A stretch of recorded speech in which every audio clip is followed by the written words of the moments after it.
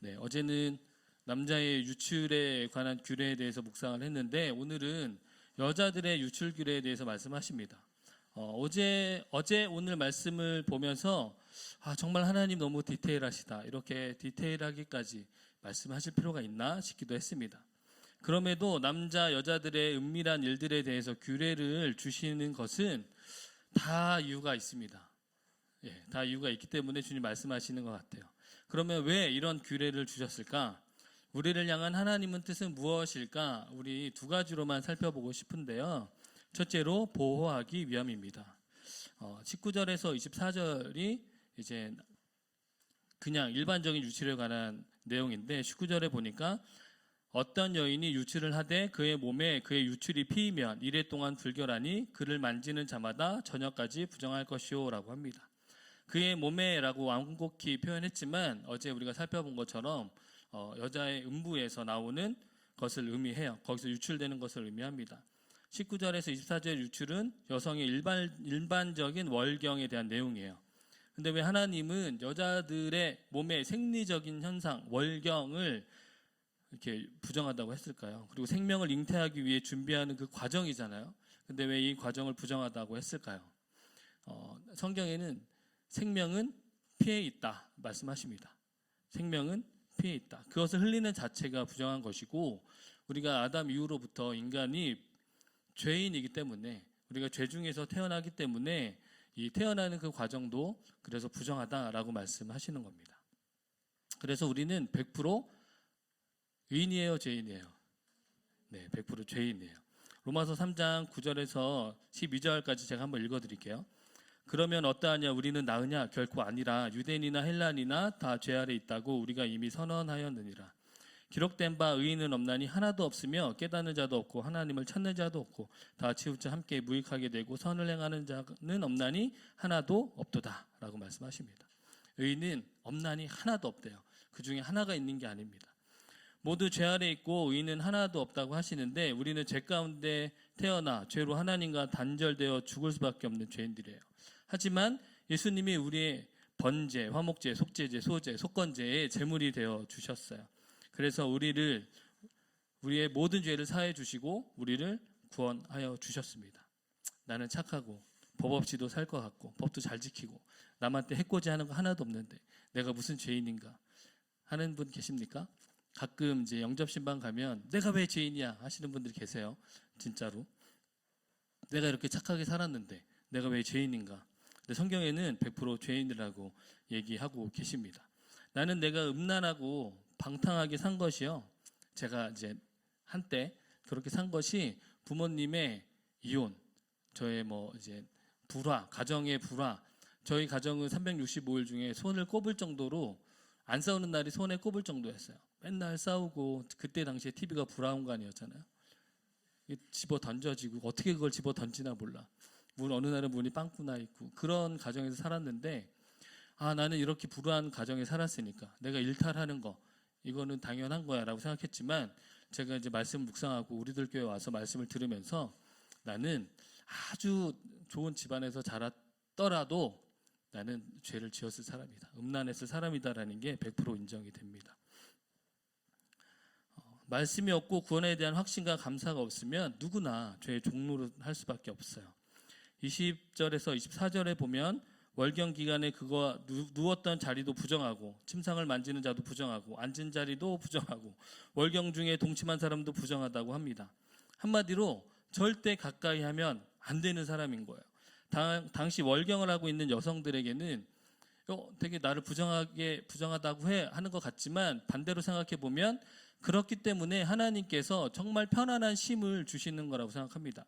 안정과 쉼, 아무것도 사람들이 접근할 수도 없고 어디 가서 일할 수도 없고 일주일 내내 우리가 이제 요즘에 코로나 걸리면 참 쉬고 싶어 하잖아요. 저희 목사님들도 어느 정도 시간이 지나니까 코로나 걸린 사람들 옆에 막 가려고 하고 막 그렇습니다. 쉼을 누리는 거. 너 코로나 걸렸어. 예전에는 막 격리하고 무섭게 했는데 요즘에는 막 별거 아니라고 생각하니까 쉬고 싶은 거예요. 우리나라도 생리 휴가가 있더라고요. 근데 하지만 여러분들이 너무 잘하는 것처럼 마음대로 쓰지 못합니다. 제가 어느 카페를 보니까 카페에 글 올라온 거 보니까 그 생리 휴가를 유급으로 월 1회 쓰는 데가 그나마 훌륭한 회사인 것 같더라고요. 다른 데는 개인 연차를 쓰거나 아예 말도 못 꺼내는 것 같습니다.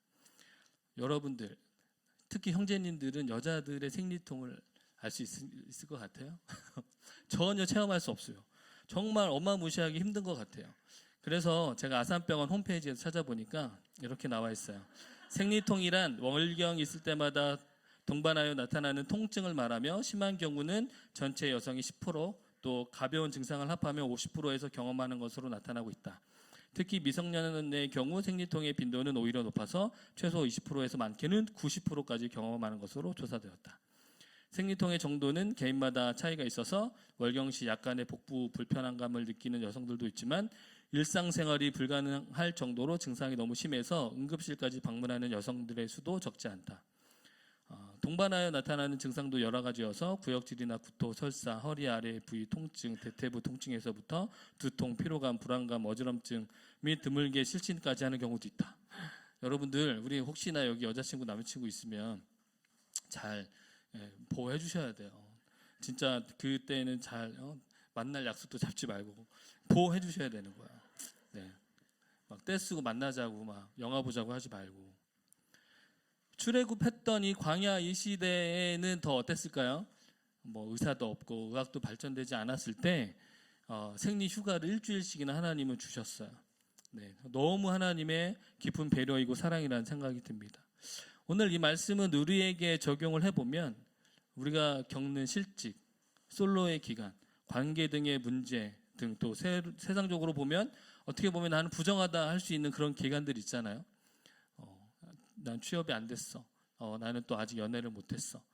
나는 아직도 부모님들이 화해를 안 하고 우리 집안은 특히 저는 부모님이 이혼을 하셨으니까 남들이 결혼하기 꺼려하는 집안이었어요. 나는 그렇게 부정한 사람이야 라고 스스로 부정하게 여기고 있는 이 시기가 때로는 하나님의 놀라운 보호하심이 아닐까 하는 생각을 하게 됩니다. 레위기의 기록 목적은 이스라엘 백성들이 거룩해져서 하나님과 동행하는 거였어요.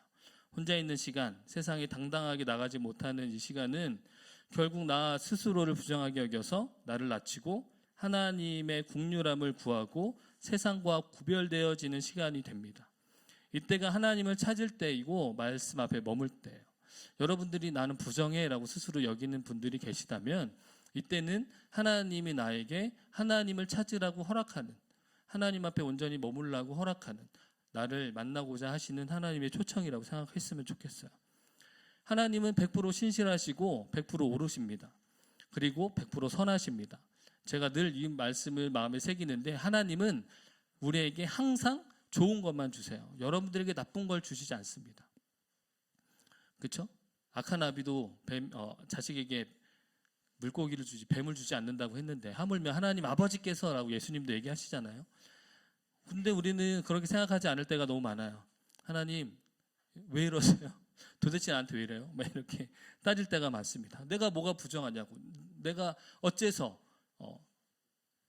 일반적인 현상이고 뭐 이렇게 따질 수 있잖아요. 이때 생리하는 여성들이 그렇지 않았다는 거예요. 네. 가만히 생각해 보면 월경이라는 것은 결과적으로 이게 버려져야 새 생명을 잉태할 수 있는 몸이 되는 거잖아요. 이 시간이 여러분들에게는 꼭 필요한 시간입니다. 예수 씨가 여러분들에게 임할 수 있는, 하나님과 동행하면서 나의 죄를 회개하고 주님께 돌이키는 그런 시간 되기를 축원합니다. 네, 적용 질문인데요. 부정하다고 여겨지는 내 환경이 하나님의 보호하심이라고 믿어지시나요? 부정하다고 여겨지는 내 환경이 하나님의 보호하심이라고 믿어지시나요? 이 여인의 유출규례에서 보는 하나님의 마음은 두 번째는 구원하심입니다. 25에서 30절 내용인데요. 여인이 이제 월경 기간이 끝나도 유출이 계속되면 그 기간 동안은 계속 부정하다고 합니다. 그런데 이 경우는 그 여인이 앉았던 자리나 침상을 만진 자가 그의 옷을 빨고 몸을 물로 씻어야 한대요. 그리고 유출이 그치면 산비둘기 2마리, 집비둘기 2마리를 제사장에게 가져다가 한 마리는 속죄제로 다른 한 마리는 번제로 드려 유출로 부정한 여인을 위하여 여호와 앞에서 속죄하라고 하십니다. 근데 아까는 속죄할 일이 없었잖아요. 그냥 두면 정결해지는 거였는데 이거는 왜 속죄까지 하라고 하시나, 아무래도 우리가 어제 묵상한 것처럼 남자들이 문란한 성관계를 통해서 유출병 생기는 것처럼 아무래도 이 유출병도 죄에 근원한 것이지 않을까. 그래서 죄와 관련한 것이기 때문에 하나님께서 이렇게 속죄하라고 말씀하시는 것 같다는 생각이 듭니다. 우리 30절의 속죄는요, 속죄제는 죄 자체를 다루는 제사고요. 번제는 번제를 드려 속죄한다 할 때 이 속죄는 원어로는 카파르, 그러니까 번제가 하나님께 온전히 태워드리는 제사인데 이 번제로 인해서 속죄하는 것은 카파르, 덮다라는 의미가 있어요. 무슨 얘기냐면 하나님께서 우리의 죄로 인해, 이 속죄는 우리 죄 자체를 해결하는 거지만 이 번제는 우리가 하나님께 드릴 때 이 죄로 인해서 생긴 하나님의 진노를 덮는다, 그런 뜻입니다. 죄로 발생한 하나님의 진노를 덮는다. 그래서 이 혈루증이 당시 사람들에게는 죄의 결과이다라는 인식도 있었을 것 같아요. 하나님의 진노가 임하는 것이라고 생각했을 것 같습니다. 그래서 유출이 그치면 제사장에게 가서 제사를 드리며 죄가 용서받았고 진노도 멈춰졌다라는 선언을 받는 거예요. 사실 이게 은밀한 거기 때문에 내가 이제 성경에서 많은 병 고친 자들이 눈이 안 보였다 보이고 못 걷는 자가 걷고 중풍병자가 낫고 이런 거랑 다르게 안에서 일어나는 것이기 때문에 사실 제사장의 이 선언은 너무도 중요한 거라는 생각이 듭니다. 너는 속죄받았어 라고 이 제사를 통해서 나도 듣고 사람들에게도 선포되어지는 이 속죄제는 우리가 다시 한번 일상생활로 나아가는데 굉장한 힘을 얻는, 자존감을 높이는 근거가 된다는 생각이 들었습니다. 이 혈루증의 여인이 신약에는 어디서 나오나요? 우리가 이제 큐페 때 했던 것처럼 혈루증의 여인이 이 내용이 나와요. 마가복음 5장 25절에서 34절인데요. 제가 한번 쭉 읽어드릴게요. 12해를 혈루증으로 알아온 한 여자가 있어 많은 의사에게 많은 괴로움을 받았고 가진 것도 다 허비하였으되 아무 효험이 없고 도리어 더 중하여졌던 차에 예수의 소문을 듣고 무리 가운데 끼어 뒤로 와서 그의 옷에 손을 대니 이는 내가 그의 옷에만 손을 대어도 구원을 받으리라 생각함일러라. 이에 그의 혈루 근원이 곧 마름에 병이 나은 줄 몸에 깨달으니라. 예수께서 그 능력이 자기에게서 나간 줄 곧 스스로 아시고 무리 가운데서 돌이켜 말씀하시되 누가 내 옷에 손을 대었느냐 하시니 제자들이 여짜오되 무리가 에워싸 미는 것을 보시며 누가 내게 손을 대었느냐 물으시나이까 하되 예수께서 이 일 행한 여자를 보려고 둘러보시니 여자가 자기에게 이루어진 일을 알고 두려워하여 떨며 와서 그 앞에 엎드려 모든 사실을 여쭈니 예수께서 이르시되 딸아 내 믿음이 너를 구원하였으니 평안히 가라 내 병에서 놓여 건강할지어다 라고 하십니다. 많은 사람들이 예수님의 뒤를 따릅니다. 지금 무리를 지어서 따르고 있어요. 수많은 사람들이 예수님도 만지고 밀치면서 아무리 12제자가 호의를 해도 경험을 해도 밀치고 밀리고 예수님에게 손을 댄 사람들도 많았을 것 같아요. 그 무리 중에 혈루증의 여인이 있습니다. 이 레위기를 생각하고 다시 이 마가복음을 보면 이 혈루증 여인이 얼마나 부정한지 아시겠어요? 우리가 이제 2년 전으로 돌아가서 알고 보니까 여기 코로나 환자가 있다 이런 거죠. 난리 나면 여기 다 폐쇄되고 여러분들은 다 자가격리해야 되는 난리 나는 일이에요. 좀 실감이 되세요? 그때 혈루증이 아마 그랬을 것 같아요. 근데 이 여인이 이제 그녀와 접촉하면 모든 사람들이 부정해지는 이 여인이 12해를 혈루증을 앓았다고 해요. 12년간 이 여인은 사람들하고 사회적으로도 또 영적으로도 격리되어 지냈을 것 같습니다. 왜냐하면 제사도 지내러 갈 수 없어요. 멈춰져야 속죄제를 지낼 텐데 하나님께도 나아가지 못하고 사람들한테도 버림받고 아무 일도 할 수 없고 많은 돈을 가진 재산이 있어서 그나마 많은 돈을 허비는 하였지만 효험도 없고 나아짐도 없고 12년이에요. 얼마나 긴 무력한 세월 동안 영적으로도 세상과 단절이 되었겠습니까? 예배조차 드릴 수 없는, 하나님께도 나아갈 수 없는 존재로 지냈어요. 우리가 이제 결론적으로 12년이 지나서 예수님을 만나 고침을 받았다는 건 알고 있지만 이 사람은 그게 내가 곧 이 사람을 만나서 곧 끝날 것이다라는 믿음은 있었지만 확신은 아니었잖아요. 우리 인생도 그렇잖아요. 긴 우울과 무기력과 정말 끝나지 않을 것 같은 터널, 실직의 터널, 가정 불화의 터널, 뭔가 결혼되지 않는 그 깊은 터널을 지나고 있을 때 이게 언제 끝날지 모르는 그 막막함이 있잖아요. 이 12의 혈루증 여인도 아마 마찬가지였을 것 같습니다. 마침내 이 여인이 예수님의 소식을 듣죠. 그리고 죽을 각오를 하고 무리 속에 섞여 들어갑니다. 네, 어떤 마음이었을까요? 네, 코로나인데 네. 교회 너무 사모한다고 왔어. 우리는 바로 격려시키잖아요. 네, 안 되는 거예요. 무서운 거예요. 우리 중에도 이제 이런 청년이 있을 것 같아요. 그죠? 끝나지 않을 것 같은 무기력, 우울, 혈루에 지치고 언제까지이니까 하며 세상에서도 교회에서도 하나님에게도 버림받은 것 같은 심정으로 살아가실 분들이 반드시 계실 텐데 오늘 이 시간에 주님을 만났으면 좋겠습니다. 이 여인이 무리 중에 나오는 것은 죽음을 결단한 것이고 정말 마지막이라고 생각했기 때문에 그래요. 우리가 지난주에 말씀 들은 것처럼 이때가 마지막이다라고 알아야 된다 그랬잖아요. 말씀이 들리는 이때가 마지막이다. 내가 예수님이 내 지방을 지나가는 이때가 나에게는 마지막 기회다라고 다가가서 무섭지만 예수님 뒤까지 가서 예수님의 옷자락에 손을 댑니다.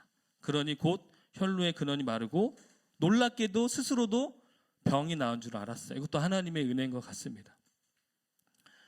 예수님도 동시에 뭐지? 느끼셨어요. 능력이 나간 줄 스스로 아셨어요. 그리고 누가 내 옷에 손을 대었느냐라고 물으십니다.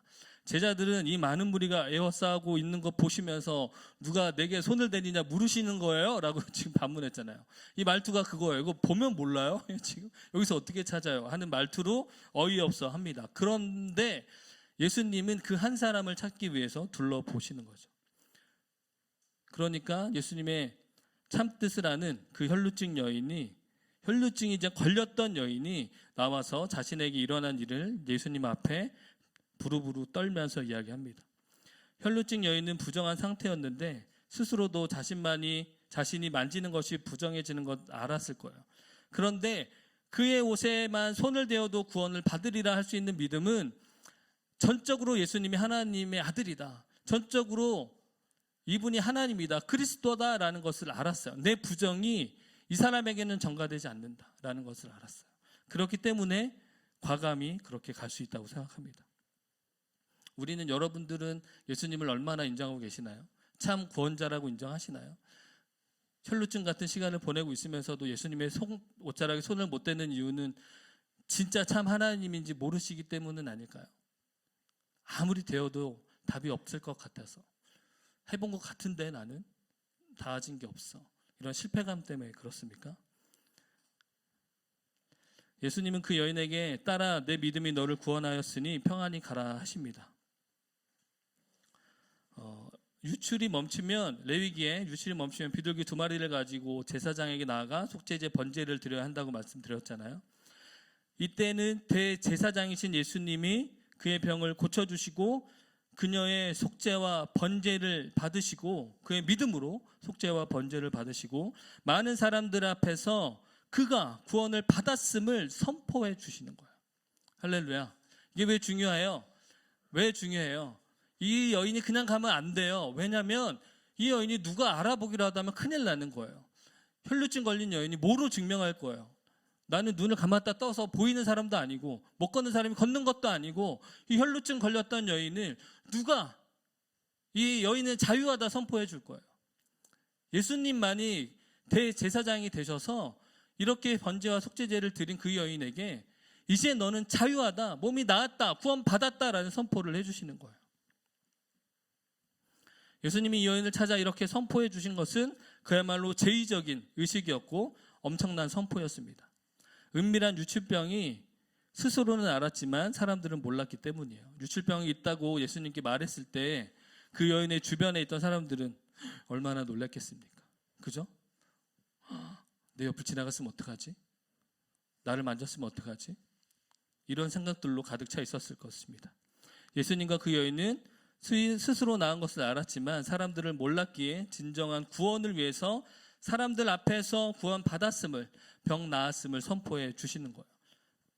영적인 것도 뿐만 아니라 육적인 것뿐만 아니라 사회적인 구원도 하나님께서 허락하신 줄 믿습니다. 여러분들이 예수님을 만나면 영적으로 회복받고 육적으로 구원받는 것뿐만 아니라 하나님께서 여러분들이 사명을 가지고 사회에 나가서 하나님께서 회복할 수 있도록 인도해 주실 줄 믿어요. 그 믿음으로 나아가셨으면 좋겠어요. 오늘 말씀의 이 규례는 그래서 보호와 구원을 위한 규례 같습니다. 부끄럽고 드러내기 싫은 것이지만 이것도 드러내라 하시며 연약한 여인들을 보호하시고 하나님과 사람들 앞에서 회복과 구원을 선포하심으로써 사회적인 복귀도 하게 하시는 거예요. 우리 안에도 사람들에게 부정하게 여겨지는 유출과 같은 끊이지 않는 죄의 혈루증으로 고생하는 청년들 있는 줄 압니다. 이 시간에는 내가 부정함을 하나님께 고백하고 하나님이 허락하시는 그 시간을 잘 지나야 돼요. 그것이 결국 나를 보호하시고 새롭게 하시는 시간이라는 것을 알아야 합니다. 죄의 혈루증으로, 중독의 혈루증으로 또 깊은 절망과 무기력에 있는 청년들이 있다면 혈루증 여인이 그랬던 것처럼 무리 속에서 나와 예수님의 옷자락을 잡는 적용을 해야 돼요. 혈루증 여인은 예수님이 답이라는 것을 알았지만 12해 동안 혈루증으로 고생했던 여인은 모든 것을 다 허비하고 나서야 예수님이 답이라는 것을 알았어요. 네. 우리에게도 마찬가지예요. 세상에서 나의 우울과 무기력, 불안, 중독, 이 끊을 답이 있다고 세상 가운데 찾아다니지만 인생을 허비할 뿐입니다. 오늘 이 시간에 주님 앞에 나와서 예수님의 옷자락을 만졌으면 좋겠어요. 내가 그의 옷에만 손을 대어도 구원을 받으리라 하는 믿음이 여러분들 가운데 있기를 축원합니다.